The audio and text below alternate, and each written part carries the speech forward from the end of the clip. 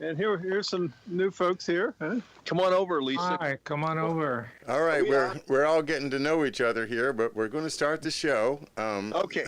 Good Nice to evening, meet you. good evening, everybody. I'm John O'Loughlin, and welcome to my channel. It's called McDuff_2020, and tonight we're going to have one of our Thursday trios, but it's going to be augmented, according to George Webb, with a number of great folks that will be joining us along with George. So, without further ado, let me see if I can bring everybody up on the screen here. Just a second.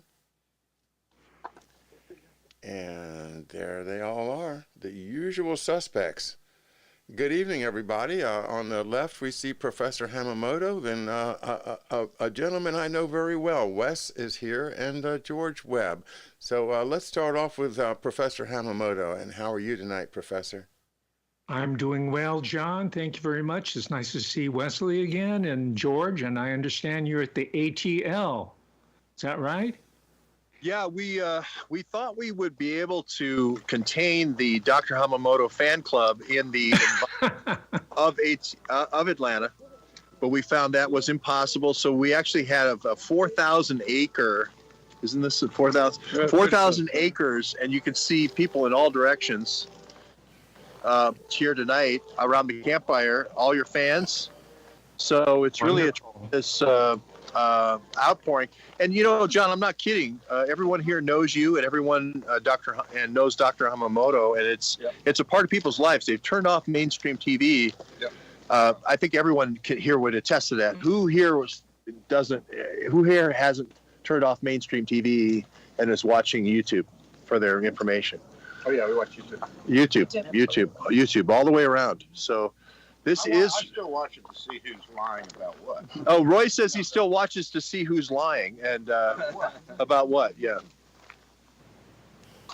Well, so there you go. That's great to have everybody there. And Professor Hamamoto, well, first of all, let me just say hi to everybody in Georgia. You know, my mother is Atlanta, Georgia Peach, Belle from Atlanta, Georgia, and I visited Atlanta alternate summers during my youth. I love the city. I love the people. And so great to have you all with us. And hello, Addie. I see you're here, too. John, Dr. Hamamoto. Good Hi, evening. how you doing, Eddie? Doing well. And a special shout out to Lil Wayne of Atlanta, Georgia. Lil Wayne, he's a Trump supporter. Yes. Oh, wow. He's one of the major bearers of Atlanta, Georgia culture. They call it the dirty South. Indeed. Not South. Indeed. Shout out to Wheezy, the fireman there, Lil Wayne. I didn't know he was a Trump supporter. But Dr. Hamamoto, as we all know, is up on his pop culture. He's the go-to guy in our circle for the pop culture. So. Who do you like? Who do you like rap-wise, Dr. Hamamoto? Oh my gosh, I like the neo soul guys because it kind of reminds me of the old school rhythm and blues, you know. And they have really interesting harmonies instead of these mechanical, robotic beats. So I think that's the future. Oscar Peterson. Well, that goes back to the the jazz period, 1960s. But some of these acid jazz guys, they sample all the greats, and they put that into their music. Because as you know, their favorite hobby is going through the old LPs and picking them out and trying to find some obscure passages that they can sample and remake it into a new art form. So that's really healthy. There's hope for the youth of America, and a lot of it's coming right out of Atlanta. Indeed, Atlanta. It's kind of the center of the dirty South, or the crunk movement. The East Side, the East Side Boys as well. But that's actually how I found Oscar Peterson, was through a sample on a rap song. So there you go. There's hope. There's hope. Yes.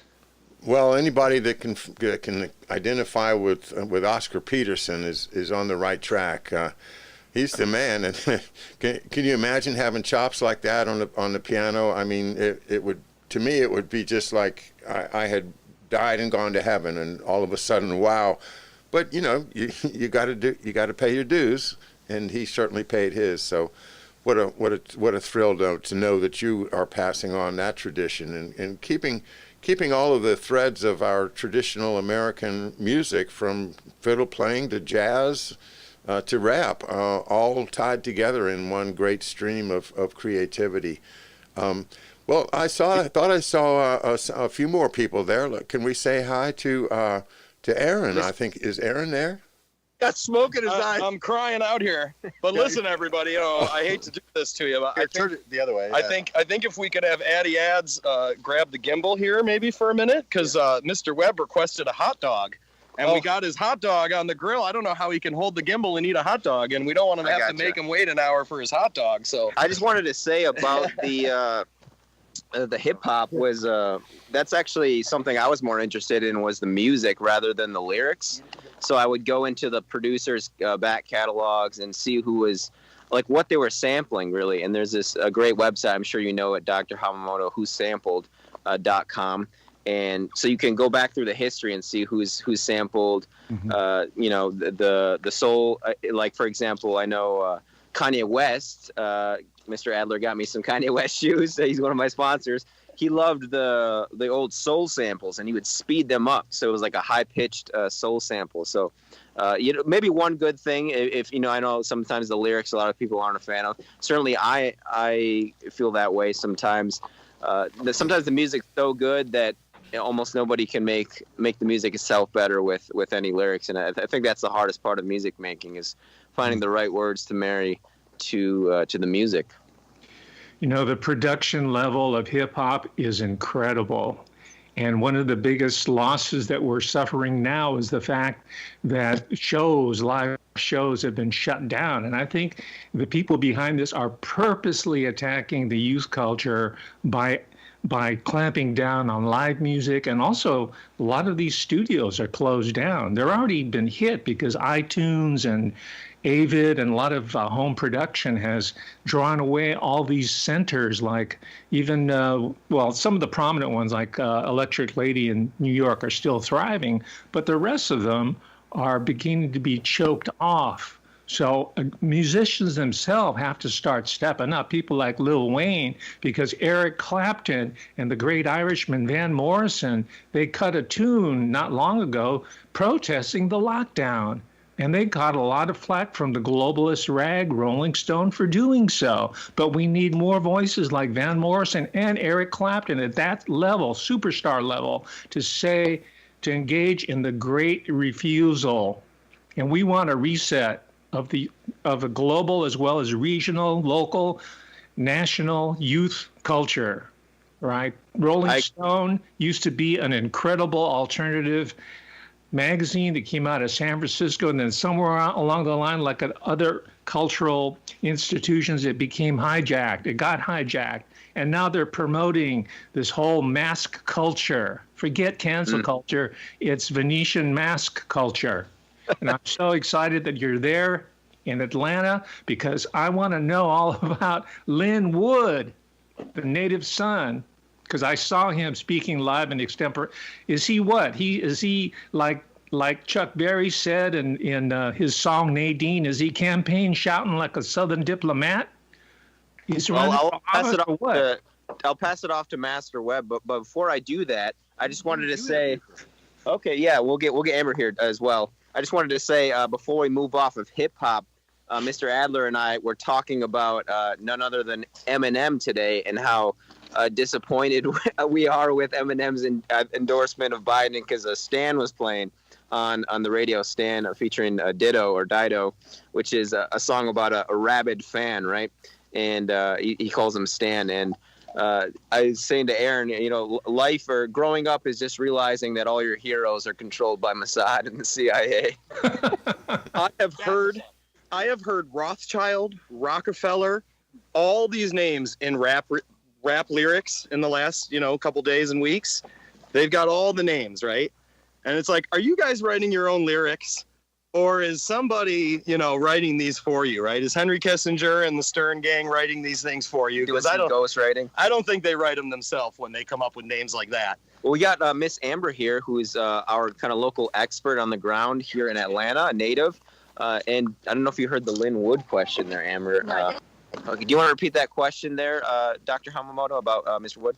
Yes, I was pleased to meet you, Ms. Wood, first of all. Thank you for being there and holding down business down there, watching, make sure that the whole voting process gets corrected.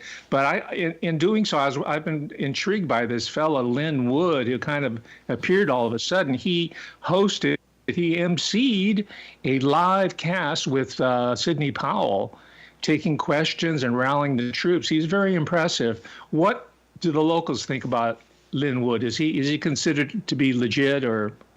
So people are just excited that somebody is speaking out to them, because a lot of us have friends who, when they checked their name on the Secretary of State website, it showed that their vote wasn't accepted. And some people who went to vote, it showed maybe the husband's was accepted or the wife's wasn't. And then later they went back and neither was accepted. So there was a lot of anomalies. And a lot of times people, especially who, they're not contrarians, they don't rebel, they're not people who yell, hey, this isn't fair. They finally felt like they'd had enough, especially after a summer of just so much obeying of the rules and watching everyone else not obey. And then the minute that they wanted to do something, it was thrown in their face that they don't care about other people. And it was used as a political strategy. So it was like, he's a fresh voice for them. And I think he spoke to their religious aspect, because quite frankly, when someone carries their beliefs so hard, when someone speaks up for them and they don't feel like they're rebelling or breaking like a commandment or something, they feel like they have the right to do so and they're following the law. And when they do, and when he asked people to like drive around the governor's mansion and the Capitol, it was like the Bible story Jericho, and they're essentially just driving around and blowing their horns. And so it's kind of symbolism. And for them, they got it. It wasn't go burn some buildings and say life's not fair. It was more so like, go around and let them know that, they have to address these issues that were in abundance in all actuality. And it's not really a left or right thing, because there were people on both sides of the aisle that were complaining because it didn't show that their vote was accepted. But also, this is an ode to John. I made sure to bring ginger beer tonight.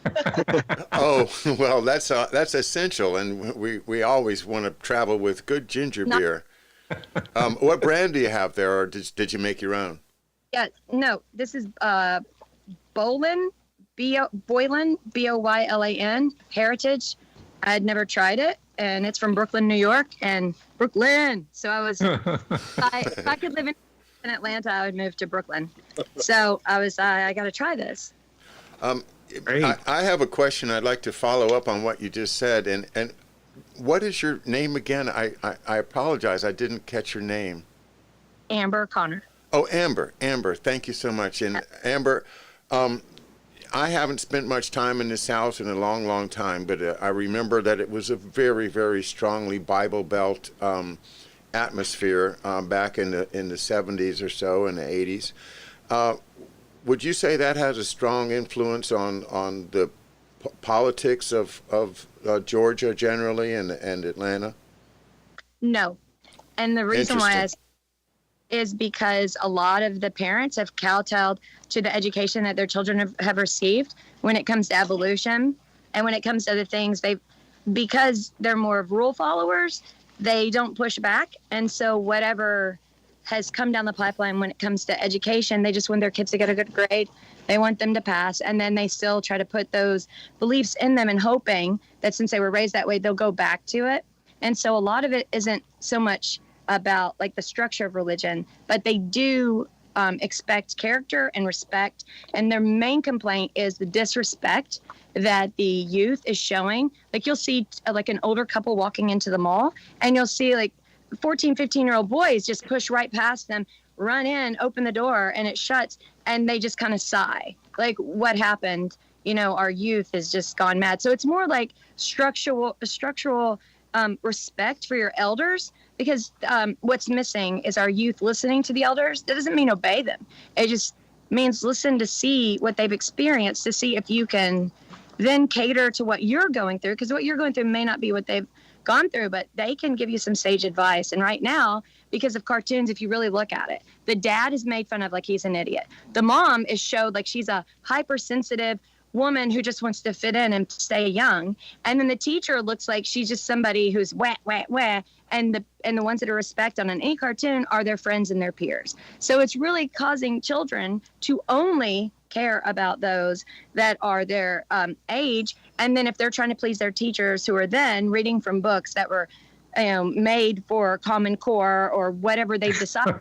Mostly people who don't teach are the ones that write them and tell everybody this is what you're supposed to teach. And they don't talk to the sensibilities of having every child walk out of school more confident. You have to knock down one group of children and to build up another. And if you're going to talk about atrocities, you don't talk about one specific atrocities. You talk about atrocities around the world and how no one is free from it. And there's been blood on every continent, not just this happened here and this is horrible and they have to pay. Because it's imbalanced, and then you're not having everyone leave school confident, like they can do anything they want as long as they put 100% into it. And I think it's just a clash of like respect and understanding etiquette, because etiquette is a beautiful thing if it's not manipulated. Wow, so much there, and I know Professor Hamamoto has probably got a whole lot of thoughts to add to that. I want to frame it this way, Professor, if I may. She spoke of the parents being just wanting to cooperate, just want to get along, just want to have a positive effect and have a good career and to succeed, and for their children to be successful in school, whatever school turns out to be, and the loss of that connection to the Bible, I think, is being replaced by respect for technology, the nightmare that we've been predicting through the Rockefeller education program and everything else. So what I think of is Asia. I think of, did we not also have that same phenomenon with Asian parents, that they just want their children to fit in, get along, and to have that career? Anyway, I toss the ball over to you, Professor. Yeah, as Ms. Connor was speaking, I was recalling a series of articles that I've come across talking about age and cohort segregation.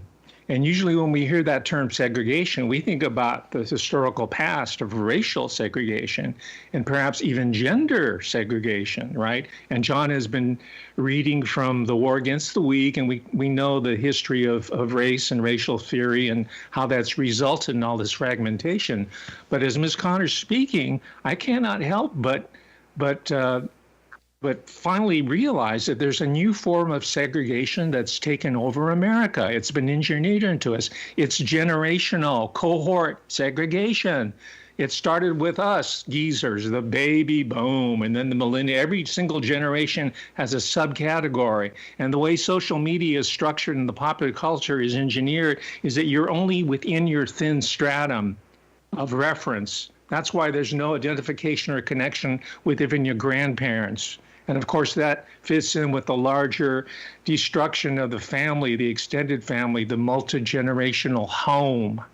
So what I'm suggesting as the potential new Secretary of Education under the second Trump administration, I'm putting myself forward for that purpose, right, is to restore contact between the different generations of Americans, including bringing retired people in, people with engineering, math, science backgrounds, and let them do tutorials in the public schools, K through 12, right? There's all kinds of innovative ideas that we can use against these private, corporate-funded foundations that have purposely fragmented the American public and the global community as well.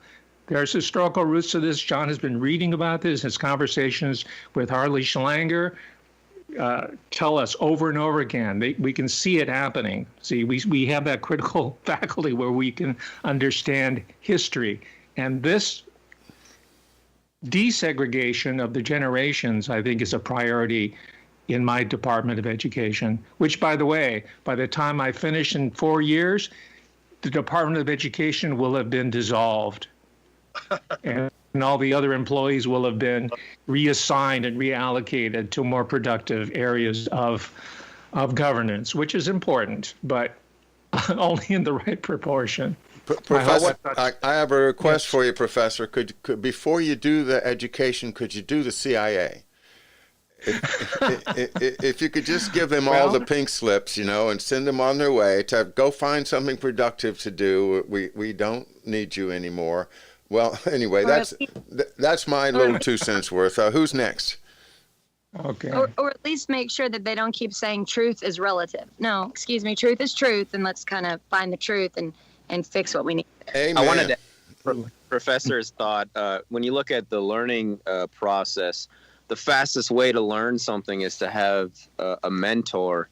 And when you look at like the graduate, like the PhD programs, this is something that I've researched too. By the end of like the first semester, they know the 2 or 3 they're going to pick, right, for their program, and despite that, they keep everybody else in the class, right? And it's really cruel to the other students. So there's this overcrowding that's going on in our academic sphere, where it's really the only place where you do still see that mentor relationship, although you do see it in the trades as well. But again, most people a lot of kids aren't going into the trades, right?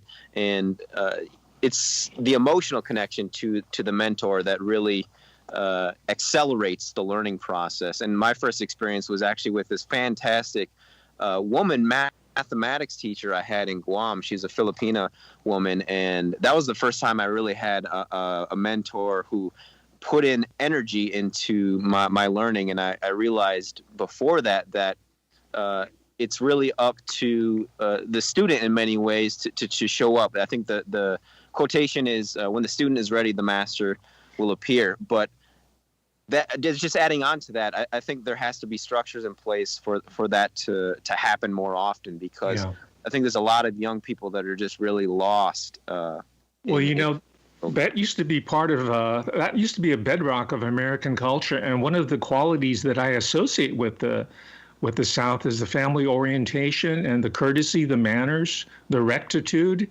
and the general morality that you don't see on either coast. And I'm sad that it's beginning to erode due to the factors, the media and the cell phones and whatnot. But, and Eddie, in your particular situation, it really warms my heart that you have formed in Japanese, it's called senpai. It's a senior person, kohai, which is the subordinate, or sensei relationship. Sensei in Japanese means a generation that came before. Okay, so it's embedded into the linguistics and the culture of the society. So it really warms my heart to see you form that type of relationship with the one and only investigative journalist, George Webb. Yeah, that's a sterling example of the type of education that we will see if I become the new U.S. Department of Education secretary to replace the Blackwater woman. And we will take the intelligence agencies and convert them into true intelligence agencies, not spy agencies. It's in their charter, but they have subverted it. So, and I think that could be done because most of the people who are with these alphabet agencies went into them in the first place because they thought that they were going to do good. They thought they were on a benevolent task, and they found otherwise because of the bad actors that have floated their way to the top. Yeah, before I pass it off to Master Webb here, I just want to say that I agree, Sensei Hamamoto, that I'm really grateful for this opportunity because, most people nowadays, they just don't have it. And I actually learned a lot about this through one of my favorite authors, Robert Greene, and his protege, Ryan Holiday. I'm well read on both of those gentlemen. And once you learn that and you look around and you see that most people don't actually have that, and you somehow can find it, you really got to cherish that and be grateful for it. So yeah, I wanted to, I consider you two as well, both mentors from afar, and that's something that's a positive with our internet now, is you can learn from so great masters, modern day masters, but you got to put in the work and you got to pay attention. So that's the difficulty. And I'll pass it off to George, the giant here. Where you at? Right over here. Okay, there you go. He's in his seat. He's in his seat by the fire. So. Senseis need to sit, Yeah. Where's my hot dog? Yeah, I must admit, I did take a break to have a hot dog. First of all, before I introduce Christian, who is ATL Gray, you might know him, John, from the chats. First of all, two things. One is you guys are so musical, and musically, you guys are so gifted intellectually, but you have this musical gift that I never got. You know, there's a musical gene out there that somehow you guys got and I didn't. But the folks around here, we're around the campfire right now. You can see the campfire right here, and everybody just. I'm not saying they love you guys. Of course, they love you, but they're also looking for these cultural leaders, people who've done cultural thinking and thinking about how we will win, how we will reform this thing that we're in to win. That is the hard work. And if we don't have people doing that, like you were saying, Doctor, you're going to be the new Secretary of Education. I think you should be the new Secretary of Education no matter who's president, because we do need to reform these models. Otherwise, we're going to be stuck in the old thing. So, Agreed. Well, I had one question. So let me introduce you, Christian, ATL Gray. Hey, just Christian. have one question. Do you guys have your vaccine cards yet? Why don't you tell everybody the story about CNN with the vaccine card today? They thought I was kidding. I looked on. I don't know if you guys know the story on CNN. They're literally rolling out CNN vaccine cards. Yeah, the Pfizer and the also with the Moderna. I can speak to that. I saw it on Twitter, and for real. I mean, the card itself. I commented on my Facebook. I said this looks like a putt golf scorecard, because it's got so many little lines for your doses. And you know, it's dose number 1, dose number 2, dose number 3, dose number 4. I said, how many holes are we playing in this golf game here? They're gonna be sticking us, 4 times a year forever, and people don't see it coming. I mean, this is amazing. And there it is, CNN, and gosh, so many people are just so addicted to CNN that they're just going to drink it right in and say, oh, okay, well, I got to take, my dose, and you get your little card and carry it around with you. The scary thing, of course, is that card going to be a passport that you're going to need to get on a plane, to go from state to state, or to accomplish any of your goals in life. Professor, do you think it will be, or? Well, I know in the state of California, the Department of Motor Vehicles has what's called the so-called Real ID. And as John alluded to, it's going to become very soon impossible to travel, not just internationally, but even from location to location within the United States, maybe within your own state, without this form of identification. And we have to break the entrainment that the CIANN news network, which is headquartered in Atlanta, as you well know, and to bust up these knowledge cartels. These are illegal monopolies. They also seem to be practicing on a wide scale. Their administrators, their high-level executives can be sued for practicing medicine without a license. And each of these individuals in CNN should be served a notice of liability with their names attached to them, so that they are personally responsible for every injury or death that results from the medical regime that they are trying to impose on the American people. So there are ways of holding these individuals accountable. And as Secretary of Education, I will make that one of my key agenda items. The American people are not the enemy. Even our enemy, as we found out, are not the enemy. The enemy are these hereditary elites who feel that, and John reads about this all the time, and he comments on it in his great shows, his Mind Fields broadcasts. These individuals who feel that it's part of their multi-generational birthright to act as goat herders for the rest of us, right? And what I've been trying to find out is the whole psychology that undergirds it. And I found out that there's a generational form of sociability amongst them, and it's about blasphemy, right? These are the hellfire clubs. These are the elites. And this is what we see sensationalized in the films and the movies about about the CIA and all these different and Eyes Wide Shut. But those are only romanticized versions of a deeper political reality that these people indeed operate on the twin principles of buggery and bastardy. And for those of us who do not operate on that level, it's hard for us to understand, but that is their world view.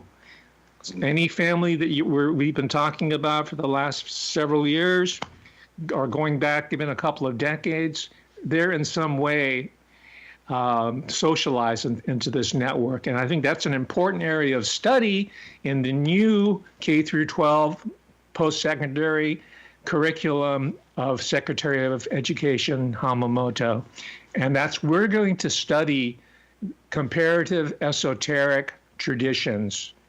This is the way, and I learned this from my friends in Catholic school. You know what their curriculum was? They studied Satanism and Lucifer. They studied all the alternative religions. The priests who were educated, they were Jesuits. They had incredible education.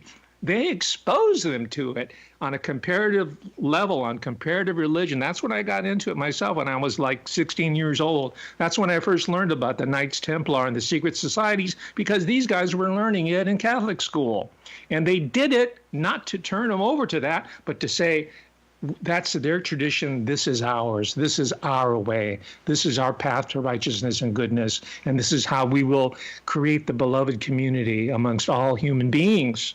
So I'm saying that instead of allowing these crackpots on their different websites and different media, people like Michael Aquino, and you can find all these books on Amazon as well, instead of letting them have a monopoly on the audience, the crucial audience in K through 12, especially middle school and high school students, we should go in there and try to contextualize all these different Luciferian and satanic belief systems that are being imported into the public schools right under the nose of parents. And Atlanta, Georgia in particular has been one of the primary targets of these different groups who are using our laxity and our inability to understand what's going on in public education to recruit tons and tons of new people, new children who are exposed to this amoral, value-free Luciferian world outlook. So we're going to go there and expose them to all the different, and there's tons of literature. I'm finding academic literature, not the YouTube stuff, but the academic literature that talks about the different pre-Christian traditions. For example, in the British Isles, it's very rich. People like Tolkien wrote about them extensively. There's all kinds of different ways that we can bring younger people into this. Even looking at the Twilight series or Harry Potter. Right, we can cast a wide net, so to speak, in bringing people in, young people in, to reform and remaking the American educational system. And one of them is the study of comparative religion, comparative esoteric systems. Christian, that's a long-winded campaign speech, but yeah, no, thank you. I appreciate what you guys do. I watch often, so thank you. Great to talk to you guys. Let me throw in a couple of thoughts here from our good friend Norman Smith, who is such a fantastic musician, the electric guitar wizard. And he sent me my very first super chat. Congratulations to everybody. We finally got YouTube to reinstate McDuff's super chat. So, and thanks, Norman, for your contribution here. And he says technology has outpaced wisdom, and I'd say that's a pretty good way to put it in a nutshell. He also says that music by the vibrations is a way of communication and another form of expressing ourselves in a culturally synergistic way. That when we get together and play music together, we are creating a synergy which is greater than the sum of the parts. And that's just one example of humanity that is so great about being human. And as they try to put us into these categories and then put this technological net over everybody, it just takes away, and literally takes away, our ability to sit down and have a jam session, for goodness sakes. So, I mean, you can't even sit down with your buddy and play a tune anymore, because of this COVID. I see you guys are around a campfire, and you've been mentioning your village at Stone Mountain. Is that where you are? Yes. Yeah, we're all partially Native American, and so we're making a partially Native American barbecue here tonight. John, I want to say nobody deserves it more than you. Yeah. Thank you, everybody. John, nobody deserves it more than you, man. Well, I want to I want to riff off that because Norman Smith is just a great kind of improvisational guitarist, and he writes all these fun lyrics and stuff, and it's all memes and communication, which is great. And he's coming, I think, Saturday to our book signing in South Carolina. But I just want to hit on Dr. Hamamoto's idea of cultural memes and how we communicate to our children and how do we teach our children. I'm spending so much time here with mothers who are trying to do the right thing for their kids, and they're seeing this thing happening with this election, and they see all these wacky things, and they're trying to try to walk a tightrope, not trying to be like complainers, but also stick up for what's right. And Amber here is such a great example of that. But I do also think that there is a cultural message, even if Trump loses and Biden comes in and so forth. The cultural message I think you're sending, Dr. Hamamoto, is we need a new culture. We need to build a new house. The old house is decrepit. It's like one of those houses that you don't want to put any more money into. It just slips sliding away. And you talked about Van Morrison and these people who so easily could just fall into the Harvey Weinstein, hey, Trump bad, Biden good. These outspoken voices who say, no, this whole thing is the shutdown, lockdown, everybody losing their business, all the big tech being the big winners. No, I'm not. I don't care if you give me 10 trillion. I'm Van Morrison, and I'm going to speak the truth. And, Van Morrison's my favorite, so it's easy for me to say thank you to Van Morrison. But, I mean, I've been in John's house, and John is a vocalist. He's a brilliant, he's got this great, bass voice and all that, baritone, excuse me. And he's focused on the vocals, but I'll hear him play the piano sometimes, and he's not even thinking about the piano. It's like the piano is just like a way to get to the song, and he's just an incredible pianist. He'll just be, and same with the guitar. It's just a way to get to the emotion, to get to the connectedness. And that's what I love about Van Morrison. It's all about the soul. It's all about reaching someone else. It's all about something bigger than myself. It's all about community. It's all about touching us all and bringing us all together. And so I do think there is a big part of your new program as an educational director or whatever role you play in the new administration is somehow tapping into this. This is a fundamental human thing that we all want to. We don't want to all hate each other. We want to work together. We want a fair and free election, but we don't want to hate each other. We don't want to say everything's bad. And I just think people shortchange the people that are around this fire and say they're all white supremacists when we're all more Indian than, Native American Indian than anything else. I mean, Eddie Adds might be 99.5% American Indian. You should see my mother, George. Oh, yeah. I mean, Hitler would love my mother. Yeah. Oh, yeah. Okay. So his mother. Eyes, red hair. Okay. So there is. Well, it is a fantabulous night for a moon dance, George. Yeah. Fantabulous night. It is. Yeah. Stars up above in your eyes, right? And Van Morrison was the singer of Brown Eyed Girl, right? Everybody knows that. I know that. Yeah. Hey, where did we go? Days with the Rain Kings, down in the hollow, playing a new game. You, my brown-eyed girl. Yeah. I think I knew that. I want to say, cover Ripple. John's cover of Ripple, it was fantastic earlier this summer. So I got to say that about John. Yeah. John, why don't you can you please go grab a guitar? We're around the campfire. We don't have a guitar. John, can you please go grab a guitar? All right. Oh, Oh, good. You didn't round have of to twist applause! his arm Round of there. applause! Applause! Applause! Yeah. Applause! Applause! Yes. Applause! John. We want to John, hear John. Brown Eyed Girl. Yeah, one of the first programs they started removing in the public schools 20 years ago was instrumental music, band music. And I'm going to bring back music into the classroom. Number Yeah. one. Number two, mandatory physical education. I love it. Yes. Here we go. Well, let's just see what we come up with here. Let's see here. Can you hear that? Yeah. Beautiful. Hey, right here. Dave.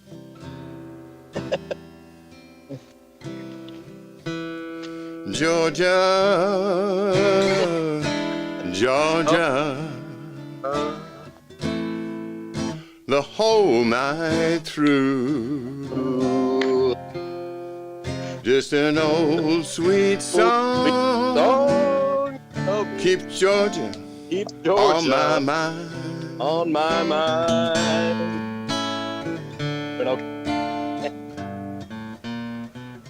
Each day, Georgia, no peace do I find. Just an old sweet song keeps Georgia on my mind.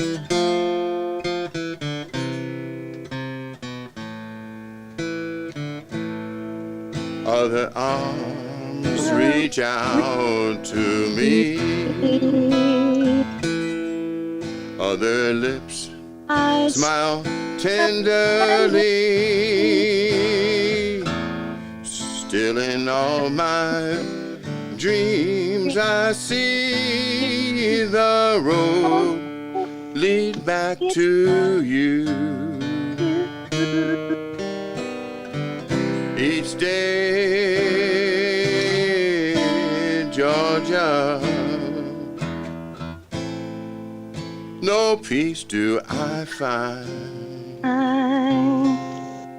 Just an old sweet song keeps Georgia on my mind.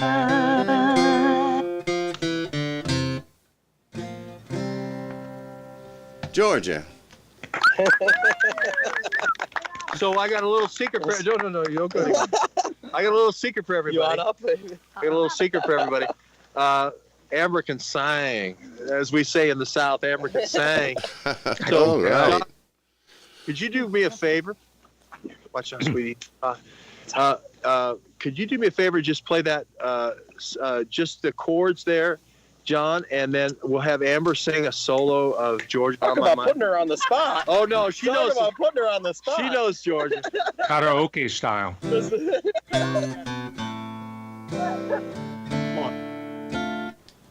Don't do it.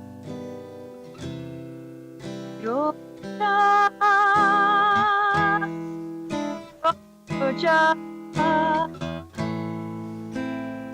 the whole night through. Just also keeps Georgia on my mind.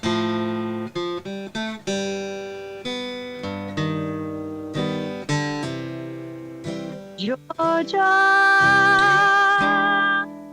Georgia, oh peace I find, just an old sweet song, Georgia, on my mind.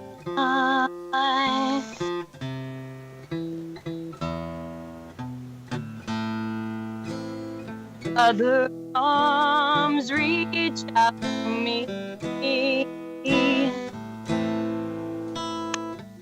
Right, smile tenderly. Still, people dream I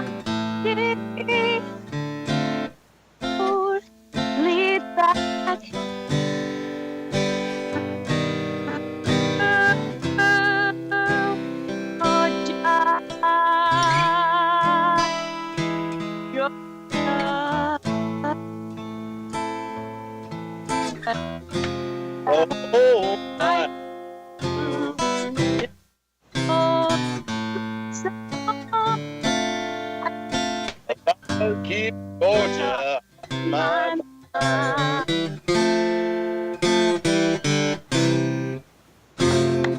That's a tear. Before it was the fire making the tears. Oh, that's a real tear. It's not coming out of your nose. I'm crying. Yeah. This is so fun. Well, you, John, that was beautiful. you guys are having too much fun down there in Georgia, down by the Stone Mountain. Can you see Stone Mountain from where you are? Yes, we can, John. And you know what? We are the partially. I'm sorry. I don't know. We are the partially Native American barbecue band, and we do see it. We don't see it as the imagery that has been made out by CNN and so forth. There's a lot of talk about Ku Klux Klan was founded here, and the DNC and the Democrats founded it here. All that stuff. We push that aside. There's Stonewall Jackson up there. There's obviously Jefferson Davis up there. There's Robert E. Lee. My mother from Birmingham, Alabama, she told me I didn't know George Washington was the president until I was about 8.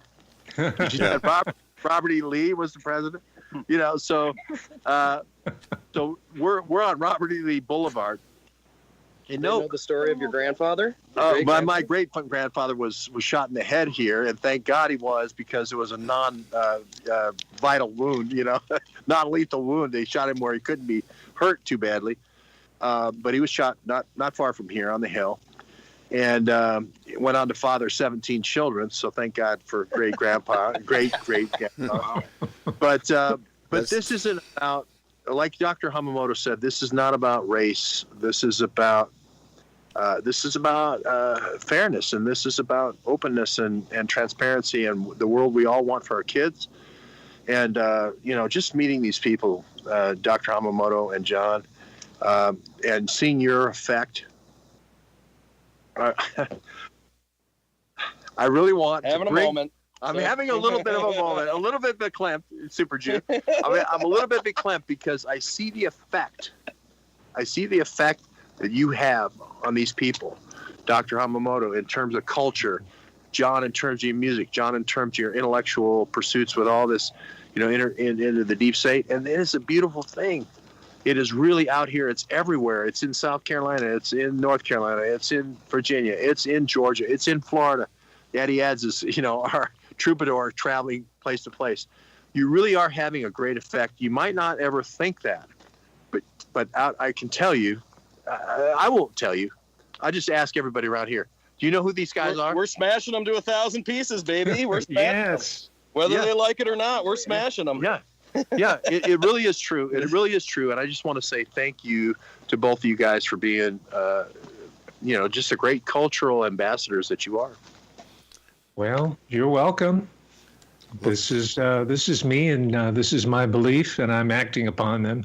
I believe in the American Republic and the great American people, and the values that are being communicated through John's show are mine, and they're shared by the majority of Americans, and also aspiring Americans the world over. John's program has an international scope. It has an international reach. And I'm sure, George, yourself, you have correspondence from people all over the world watching very closely at the current developments. So there's a lot of people out there, a lot of different communities that are depending on us. And I'm sure all of us do not take that responsibility lightly. Thank you. I'd like to make one kind of try to wrap around a few of the thoughts tonight with this comment. There was a time when people could rely upon religious education to teach manners and cultural awareness, and the idea that while you might not agree with somebody, that you can still be civil and you can be friendly. And the thing that has traditionally brought people of all different political stripes together is, of course, the arts.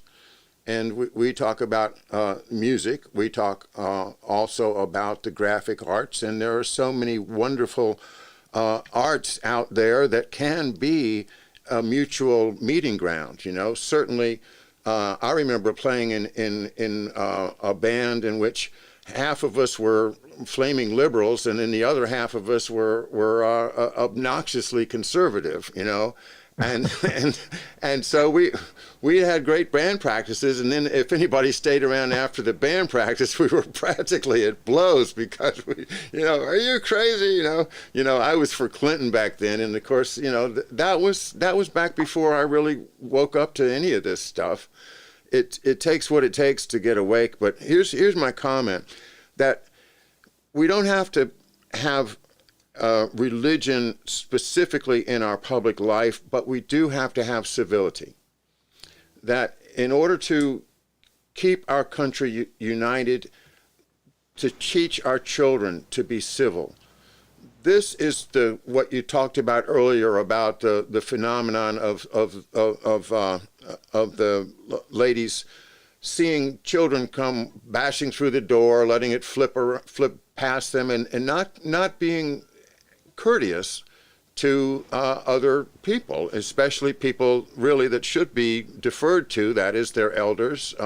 Certainly I would have deferred to the two ladies there and not come rushing through, ignoring them, as kids will do nowadays. There is where the battleground is. It is to try to get the kids to understand the value of not being obnoxious, if I can put it bluntly. And so, well, John, I just wish that everyone can from whatever political angle you're looking at things, to remember how important it is that we simply be as nice as we can to each other and try to reason out difficulties instead of trying to defeat the other side. Try to reason with people, and this is where they've got us. This is where they've used their power over the media to divide us in such a way that it's almost like we're watching a cartoon when we try to understand what the other side is saying. They say the most horrible, and it's always attack the messenger. It's never discuss the content of the message. This has got to change. We've got to allow people to, even if I'm a defective messenger, I might have a good message. So let's not concentrate so much on tearing down the other side just because that's what you do as part of this non-cultural encounter that we have with people we disagree with now, and to make it our business to be civil to each other. Well said, John. And before I pass it off to George, I just want to say, I think the most difficult task as it regards to civility towards people is actually towards the people you know the best, which is your family. And just we've referenced the Civil War, the first American, I don't want to say first, the American Civil War. And you literally had brother against brother. There was my grandfather has this awesome book of unique facts about the Civil War, and there was a major general on both sides that were brothers. And I think that's the hardest thing is being civil towards the people you know the best, because you know their flaws and you know their weaknesses, and that's, I think, the biggest challenge, because I know a lot of us are not speaking to our families at the moment, and I know this because I've talked with several people who are in that same boat as I am. So I think it's the hardest thing to do for a lot of us is be civil towards family. So I would just leave with that, and I want to say thank you, Master McLaughlin. Arigato gozaimashita, Sensei Hamamoto. Matane to you. And I hope we talk again soon, and I'll pass it off to Master Webb. Well, there you go. You can't have a better pupil than that. It's kind of like a Mr. Miyagi moment there with the crow and the whole thing. So it's pretty cool. But I will say this. I feel like I'm having my Ed Sullivan moment here to say, Elvis is a really great kid. He was here at rehearsals all week, and he's really great. All the things you've heard But I will say this. Whatever Eddie adds, whatever they put in his coffee, or whatever they did to make this young man, he calls me Mr. Webb all the time. He always says Master Hamamoto, Master McLaughlin, Master Webb.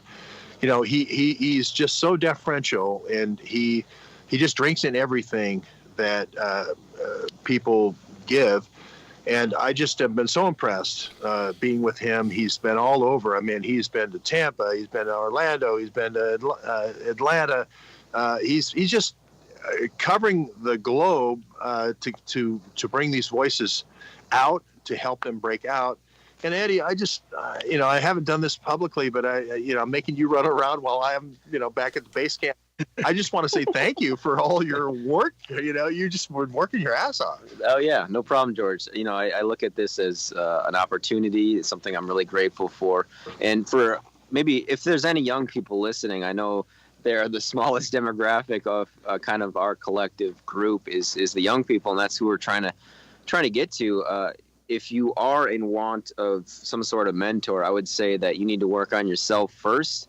Because it wasn't until I kind of gave up on that kind of need or want that, and then I started to work on myself, that all of a sudden George Webb is there. And at that point, I was ready to provide a service and be helpful and add to George. Because George doesn't, he doesn't hold my hand, and I help George, right? So you have to be able to provide something to your mentor as well. It can't be it has to be a symbiotic relationship. So that's what I would say to any young people listening, and a big thank you to Master Webb as well, and to you gentlemen once again. So I'll leave it at that. Well, let's remind everyone that Mark Kulak at Housatonic Live has a show coming up tonight at 10 o'clock, if I'm not mistaken, and that will be another great revealing show. I mean, Mark is a tremendous researcher, and I advise anyone that hasn't yet to check him out at Housatonic Live. Professor Hamamoto, George Webb, Addie, and Aaron, everybody else down there in Georgia, thanks for being with us tonight, and Godspeed to everyone. Yes, thank you very much, John. Bye-bye. Thank you. George. Goodbye. Thanks, everyone. Thanks, chat. Thank you.